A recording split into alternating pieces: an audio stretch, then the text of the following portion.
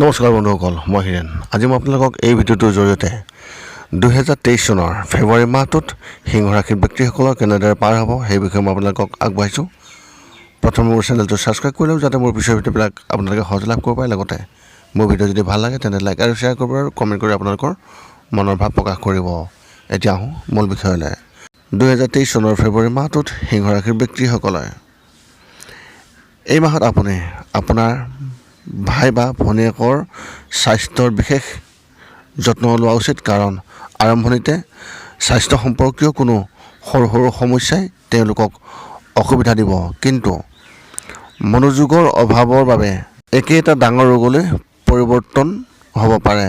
সেইবাবে সময়মতে চিকিৎসা কৰক, যাতে পিছত কোনো সমস্যা নহয়। যদি কিছু সমস্যাৰ বাবে সন্তান জন্ম দিয়াৰ হেঁপাহ থাকে, তেন্তে এই মাহত আপুনি শুভ লক্ষণ পাব। সন্তান পোৱাৰ বাটত থকা বাধাবোৰ দূৰ হ'ব। যদি ল'ৰা ছোৱালীবোৰ স্কুলত আছে, তেন্তে তেওঁলোকৰ কিছু কামে তেওঁলোকক সুখ দিব আৰু আপুনিও তেওঁলোকৰ বাবে বিশেষ কিবা এটা কৰিবলৈ চেষ্টা কৰিব পাৰে। পৰিয়ালটোৰ পৰিৱেশ স্বাভাৱিক হ'ব, যদিও কিছু অপ্ৰীতিকৰ ঘটনাও ঘটিব পাৰে। সিংহ ৰাশিৰ ব্যক্তিসকলৰ ব্যৱসায় আৰু চাকৰিৰ ক্ষেত্ৰত এনেধৰণৰ। এই মাহত আপুনি আপোনাৰ কঠোৰ পৰিশ্ৰমৰ ফল পাব আৰু ব্যৱসায়ত অগ্ৰগতি দেখিব। য'ত এফালে পুৰণি গ্ৰাহক আপোনাৰ লগত সুখী যেন দেখা যাব, তেতিয়া নতুন গ্ৰাহকেও যোগদান কৰিব। যদি আপুনি শেহতীয়াকৈ নতুন ব্যৱসায় আৰম্ভ কৰিছে, তেন্তে সেইটোতো সফলতা দেখা যাব। বজাৰত নতুন বন্ধু কেইজনমানো গঢ়ি তুলিব পাৰিব। চাকৰি বিষয়াসকলে এই মাহত বিশেষ সাৱধানতা অৱলম্বন কৰি ৰাজনীতিৰ ক্ষেত্ৰত মানুহৰ লগত জড়িত হ'ব নালাগে। কথাবোৰ স্বাভাৱিকভাৱে আৰম্ভ হ'ব, কিন্তু সমগ্ৰ দোষ আপোনাৰ ওপৰত পৰিব পাৰে। এনে পৰিস্থিতিত আৰম্ভণিৰে পৰা সাৱধান হওক আৰু কোনো কথাকে গুৰুত্ব নিদিব। ব্যক্তিগত কাম কৰা লোকসকলৰ কামৰ বোজা তুলনামূলকভাৱে কম হ'ব। সিংহ ৰাশিৰ ব্যক্তিসকলৰ শিক্ষা আৰু কেৰিয়াৰৰ ক্ষেত্ৰত এই ফেব্ৰুৱাৰী মাহটোত এনেধৰণৰ। নিজৰ কেৰিয়াৰক লৈ চিন্তিত হ'ব আৰু ভৱিষ্যতৰ বাবে কৌশল ৰচনা কৰিব।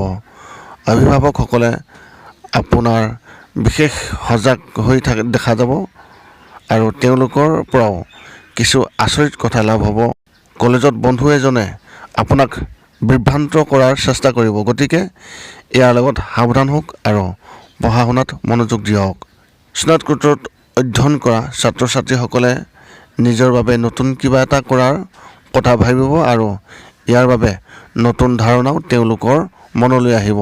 কিন্তু যিকোনো ডাঙৰ সিদ্ধান্ত লোৱাৰ আগতে ভালদৰে চিন্তা কৰক আৰু তাৰ পিছতহে সিদ্ধান্ত লওক। পিতৃ মাতৃৰ আশীৰ্বাদ আপোনাৰ ওপৰত নিশ্চয়কৈ থাকিব আৰু কোনো ধৰণৰ সমস্যা নহ'ব। সিংহ ৰাশিৰ ব্যক্তিসকলে এই ফেব্ৰুৱাৰী মাহটোত প্ৰেম জীৱনৰ ক্ষেত্ৰত এনেধৰণৰ। এই মাহত আপুনি পৰিয়ালৰ কোনো অনুষ্ঠান বা বন্ধুৰ পাৰ্টি বা অনুষ্ঠানলৈ যাব লাগিব আৰু তাত আপুনি কাৰোবাৰ প্ৰেমত পৰিব পাৰে।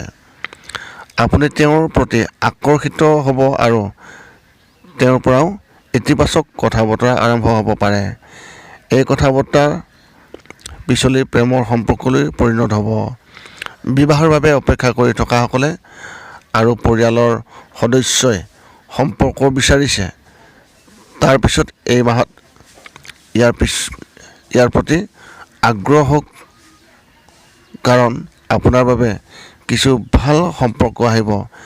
কিন্তু যদি আপুনি গুৰুত্ব নিদিয়ে, তেন্তে ই হাতৰ পৰাও ওলাই যাব পাৰে, যাৰ বাবে আপুনি পিছত অনুশোচনা কৰিব। বিবাহিত লোকসকলে সুখী জীৱন যাপন কৰিব আৰু সংগীৰ পৰাও সম্পূৰ্ণ সহায় লাভ কৰিব। সিংহ ৰাশিৰ ব্যক্তিসকলৰ এই ফেব্ৰুৱাৰী মাহটোত স্বাস্থ্যৰ ক্ষেত্ৰত এনেধৰণৰ।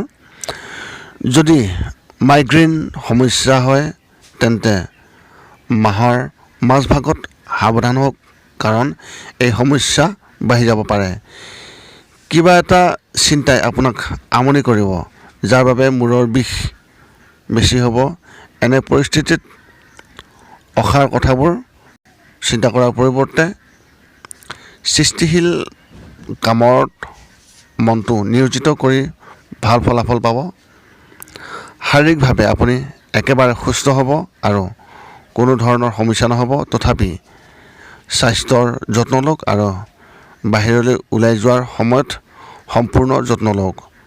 ঘৰত বয়োজ্যেষ্ঠসকলে যদিহে অসুস্থভাৱে থাকে তেওঁলোকক ঘৰতে ৰন্ধা খাদ্যহে খুৱাবলৈ চেষ্টা কৰিব। সিংহ ৰাশিৰ ব্যক্তিসকলৰ এই ফেব্ৰুৱাৰী মাহটোত শুভ সংখ্যা হিচাপে 5 নম্বৰ ব্যৱহাৰ কৰিব পাৰে। সেইবাবে এই মাহত 5 নম্বৰ সংখ্যাক বিশেষকৈ অগ্ৰাধিকাৰ দিয়াটো অত্যন্ত প্ৰয়োজন। সিংহ ৰাশিৰ ব্যক্তিসকলৰ এই ফেব্ৰুৱাৰী মাহটোত শুভ ৰং হিচাপে হালধীয়া। সেইবাবে এই মাহত হালধীয়া ৰঙক অগ্ৰাধিকাৰ দিয়ক। পুনৰ লগ পাম অন্য এটা ভিডিঅ'ত। আজিলৈ ধন্যবাদ।